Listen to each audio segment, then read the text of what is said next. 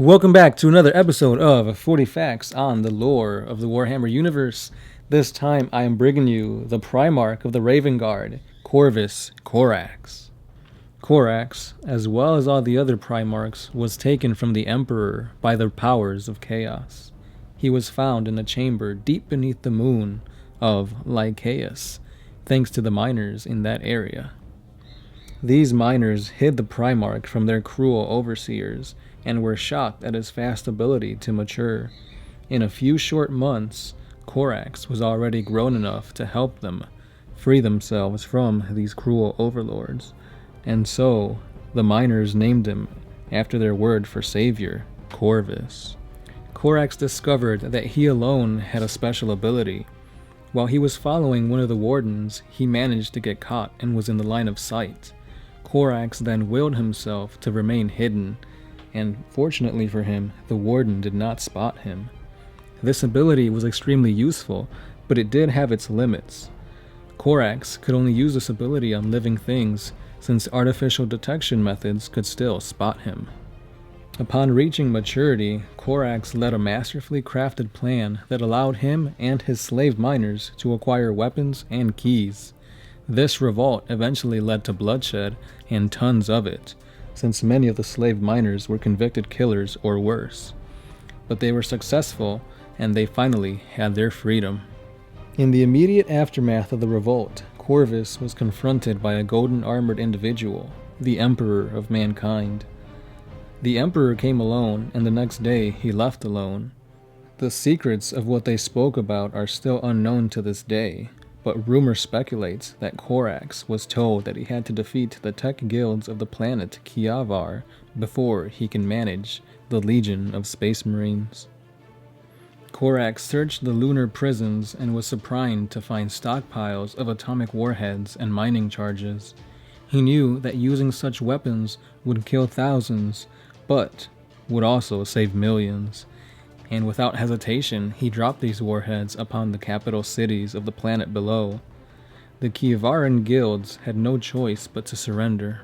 We can speculate that perhaps the Emperor wanted Corvus to learn that oftentimes the innocent must suffer for the sake of all. Soon after, the Mechanicum retook the planet, and Corax made this planet his fortress monastery. Once he took control of his Raven Guard, the Great Crusade was over 100 years ongoing. His army quickly adapted to their Primarch's way of war: stealth, swiftness, and vigilance. He even acquired a stealth version of the Thunderhawk gunship called the Shadowhawk. Corvus had his Kivaran people to construct stealth technology for him, and they began their work. They crafted many flyers under the name of Whisper Cutters, who could fly in undetected and drop troops into position. Kiavar became a forge world, and the lords of Mars did not approve of this. Over time, Kiavar became a self-sufficient forge world, although not to the level of the forge worlds of the Mechanicum. Many times the tech lords of Mars came to this forge, but they never once got the information about the stealth technology that they came for. Upon learning of the high human population on the Istvan system, the Imperium sent Corax and his Raven Guard to bring them into Imperial compliance, with minimal losses to this valuable system. Thanks to the Raven Guard's stealth strike cruisers, they crippled the military forces of Istvan, and with minimal resistance, Corax soon sent word that he was victorious and that Istvan belonged to the Imperium. Little did he know that he would be brought back to this system and suffer a crushing defeat. Soon after Horus's appointment to War Master, the Raven Guard were sent to the edge of the Ghoul Stars to free the people from their Xenos parasites, known as the Unsighted Kings. Horus took command of this campaign, and he brought along 3 more legions to aid his Luna Wolves: the Raven Guard, the Space Wolves, and the Iron Warriors. He and his Primarch brothers waged war for weeks until Horus decided that enough was enough. Horus ordered the Raven Guard to make a frontal assault directly at the main forces of the Xenos, while the remaining legions would strike from the sides and rear, but Corax disagreed. He proposed a series of hit-and-run tactics to lure them into a trap. Perturabo accused Corax of seeking to avoid a battle, and that no Primarch would ever say no to a fight. The two almost began to fight themselves, but Leman Russ intervened and told Corax to trust in the Emperor's War Master. Begrudgingly, Corax sent his legion straight into the Xenos' superior firepower, and so began the chapter's darkest hour. Of all the legions, the Raven Guard took the most losses, and Horus took the honor of slaying the leaders of the Unsighted Kings. This became known as the Battle for Gate 42. After this grueling battle, the Raven Guard became the Imperium's smallest legion, and Corvus Corax vowed to never serve alongside Horus again. 2 years after the battle, Corvus field-tested a new variant of power armor against the Eldar. The newly advanced auto senses and agility of this armor decimated the Eldar warriors, and the Mark VI armor was approved for widespread usage. It was dubbed the Corvus Pattern Armor. During the Horus Heresy at the Dropsite Massacre of Istvan V, the Raven Guard fought alongside the Loyalist brothers, the Salamanders, and the Iron Hands. At first, the battle was slightly in their favor, 30,000 traitors against 40,000 Loyalists.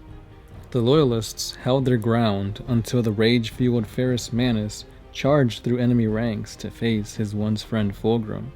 The Iron Hands' Terminators and Dreadnoughts had no choice but to follow their Primarch to battle, and the odds slowly began to tip in the traitors' favor.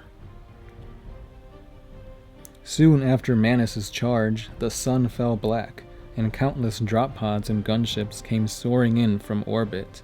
The Loyalists had finally received their much-needed reinforcements. The traitors fought to withdraw from the mere sight of such overwhelming odds. The Word-bearers of Logar, the Night Lords of Kurz, and the Iron Warriors of Perturabo had arrived. These three legions created a fortified defense zone while taking up strong fortifications to assault from. Corvus and Vulcan took their wounded to the defensive stronghold, but no one from the newly arrived legions came to help. They voxed for medical aid, but the lines remained eerily silent. A lone flare rose from Horus's stronghold. With a hellish red glow, his trap was sprung. The fire of betrayal roared from the barrels of thousands of guns as the reinforcements revealed their true loyalties. Thousands died instantly at the shock of such betrayal. Ferrus Manus saw his legion become hacked to pieces as the World Eaters ambushed them. Corvus Corax, soaring on his red-hot jump pack, saw his Raven Guard fall as if they were mere blades of grass, brought down by a scythe. Corvus Corax unleashed his anger and dived into the ranks of the Word-bearers. His rage single-handedly massacred all those unlucky enough to be in his sight. Screams of help filled the voxes of the Word-bearers, and finally aid came in the shape of the possessed Space Marines, led by Argel Tal.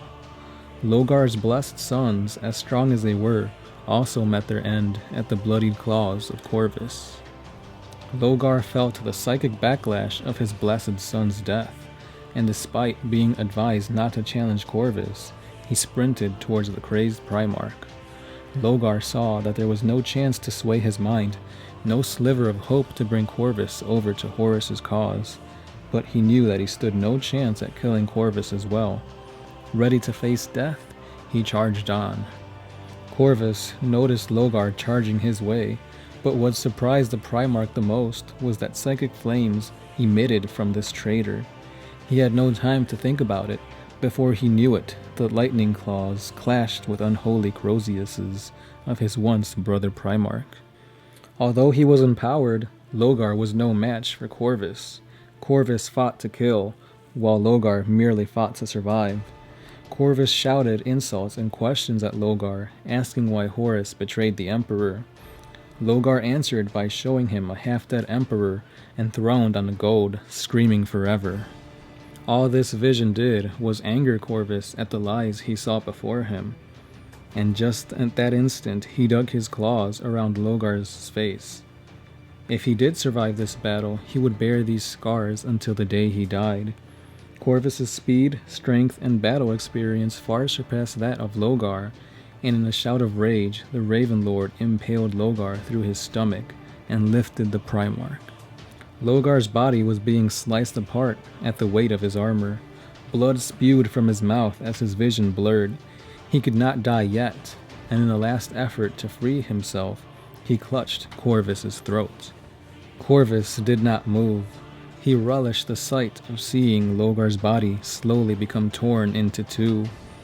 Logar's forehead crashed upon Corvus's face in a desperate attempt at breaking free, but his enemy did not move. 4 more crushing blows decimated Corvus's facial features, and yet nothing he could do was enough to release him. Finally, the Raven Lord released Logar. Blood poured from what remained of his stomach. Logar fell to his knees and cursed himself. He never wanted to be a soldier, and yet he knew that he would die here on the battlefield. As Corvus raised his bloodied lightning claw, he smiled at knowing that Logar's life was about to be extinguished. As his claw fell, it struck opposing metal. Corvus looked up and met eyes as black as his. Conrad Kurz of the Night Lords gave him a bone-chilling smile as he gripped Corvus's claw. The Raven Lord could not escape, and he knew that his tired body could not last long against a fresh new Primarch. Conrad looked at the wounded Logar and was disgusted that such a Primarch could be in a sorry state. Corvus took advantage of Kurz's momentary loss of focus and fired his jump pack at full throttle. Although he lost his lightning claw, he did manage to escape. Refusing to surrender, the Salamanders and the Raven Guard fought on. Just as they began to retreat off planet, the Iron Warriors destroyed the dropships. All hope was slowly becoming lost. Somehow, Corvus survived the crash, and he ordered all remaining survivors to focus solely on escaping by any means necessary.